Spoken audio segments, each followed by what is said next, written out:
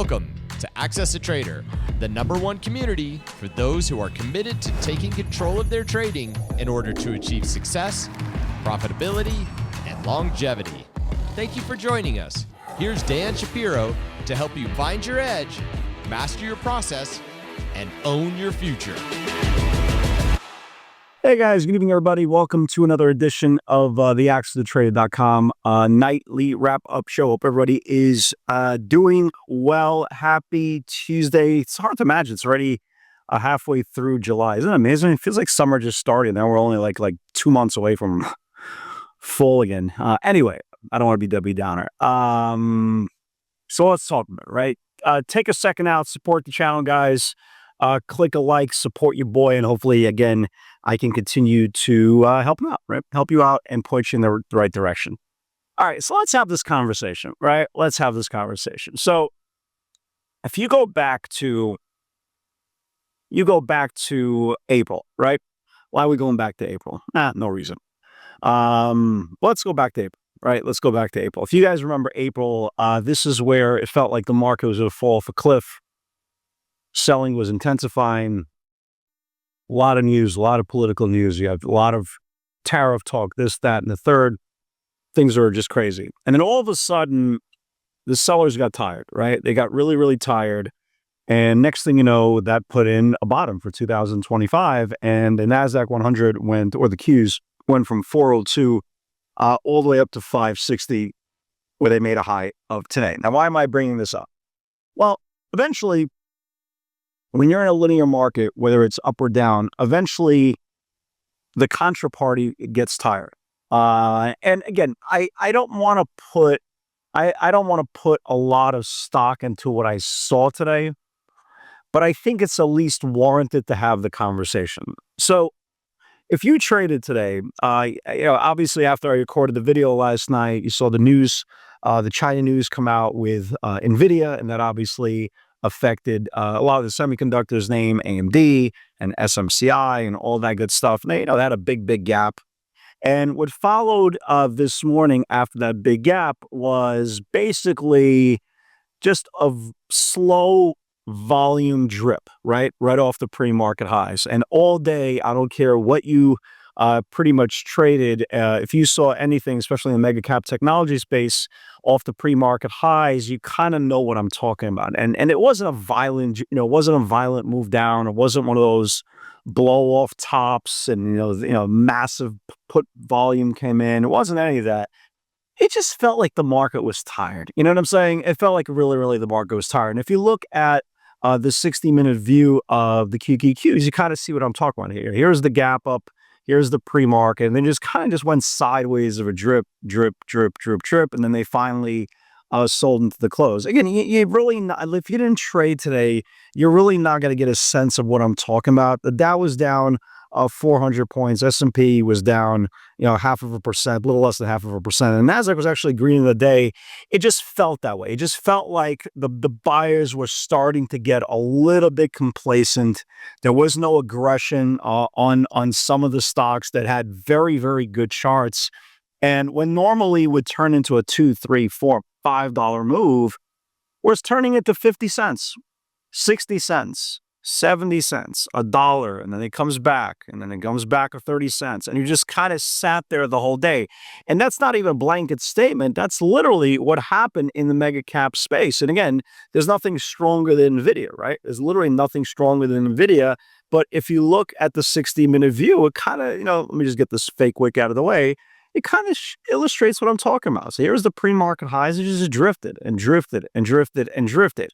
So what does this mean, right? What does this mean? Is this final, the nail in the coffin of this majestic bull run that we've had since the bottoming out process in April? Are the buyers really tired? Was this really a blow off top? No. And who the hell knows? I don't know, right? I don't know. I just have to have this conversation because the most important part of being a trader, at least for me, is being always prepared. Because the last thing you want to do is get caught with your pants down and not anticipating something happening. Again, we always talk about collecting data. And again, that's what I'm doing. I'm collecting data. Like, again, I traded today Tesla. I traded today Tesla. I traded today Amazon, right? And what was the common denominator? It gave me 50-cent moves, 70-cent moves. And then it sat there with a channel for 3 hours. And I was like, wow, there's just absolutely no life in the market. And then I started going, I started digging a little bit, a little bit more. Well, what other groups, right? Are the other groups rallying? Well, what happened on the other groups? Even with the NASDAQ, even with NASDAQ up and the Dow down 400, 400 and change. Well, how are the other groups doing? And if you guys remember, we talked about, some groups that looked very, very good 2 weeks ago, right? Stocks were just coming off the bottom. So I said to myself, well, let me take a look, right? Like, what's the common denominator on some of these stocks? If I'm seeing the NASDAQ getting a little bit heavy, well, let me see if the other groups, maybe they're rotating into those groups. I said, all right, let me take a look. So I started looking at Oxy, right?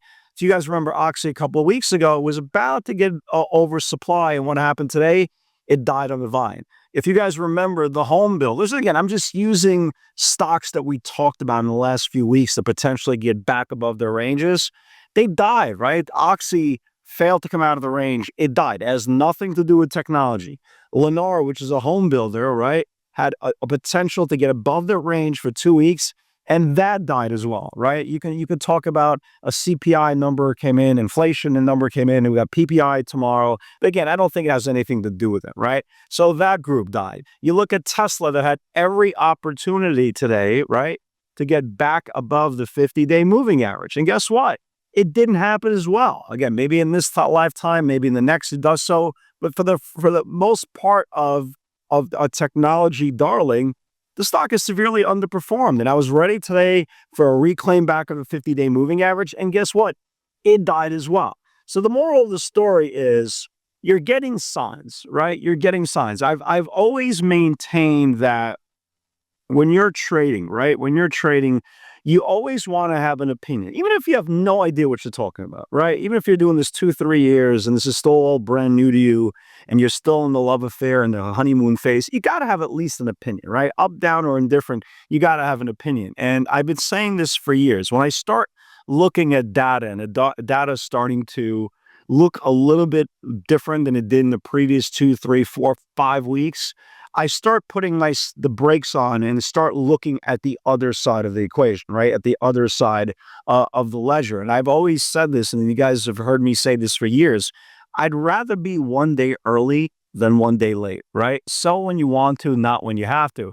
So the last thing I want to do tomorrow is buy anything on strength. I just don't want to do it, right? It just, again, today showed me a lot of signs that stocks, coming into strength out of a range were tired. I'll give you a perfect example, right? Microsoft came out of a range today, right? Came out of range today, only went up, guys, only went up like $1.50, man. $1.50 on Microsoft on a $500 stock, right? Amazon finally got back above the Thursday, Friday range we talked about in the last couple of days, right?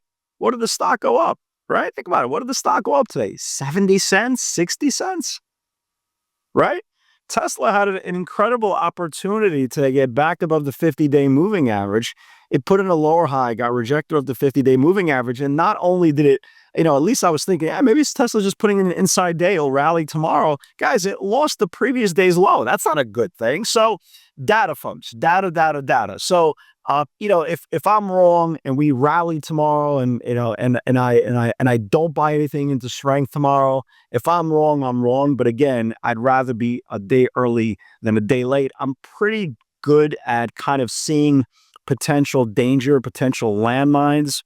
And even if I'm wrong, we'll always find something to do. And then I started looking at other names, right? Started looking at other names, even in the technology space. Qualcomm doesn't look great, right? You have a lot of semiconductors that did very, very well. And there's some semiconductors are starting to get tired. You see Apple, tried to get back above a range today and it got rejected as well. So the signs, at least for me, guys, again, when I'm speaking from experience, I'm not making a blanket statement for everybody. I'm saying for me, if you want to go out tomorrow, if NVIDIA gaps up again, you want to buy NVIDIA and Amazon, that's on you. I'm just giving you my point of view.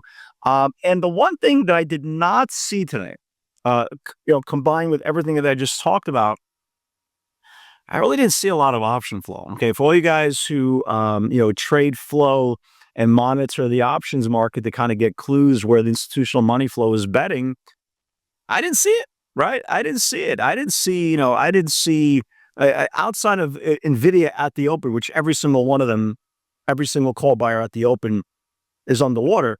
But other than Nvidia at the open for potential gap and go, which didn't, was basically gapped and crap. Everything was just kind of idle, man. You really didn't see it. Yeah, you saw a little bit of the 227.50, 230 calls coming in on Amazon at the open. Again, remember, at the open, and everything else just died on the vine. So again, I always want to say this, guys. You always want to be prepared, right? You always want to be prepared. Is this one of those situations that there is a potential for a buyer strike in the future?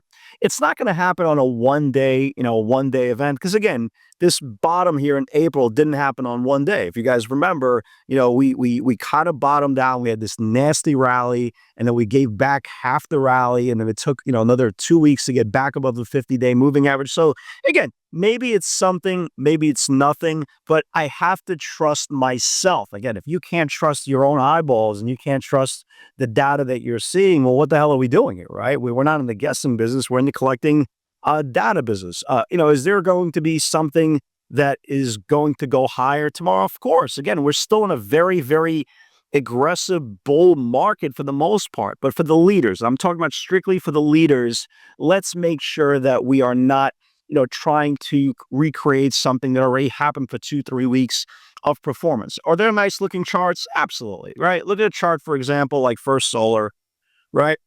First Solar, it's trying to come back out of the range here. At least it's coming back out of an intermediate range. You're not buying it up here. It's coming out of an intermediate range. Is it something phenomenal? I don't know yet, right? I don't know. I'll watch it tomorrow if there's any option flow. Look at a stock like AES. Right? Look at a stock like AES, had a big gap up a week ago, which is kind of a cup and handler, it's called.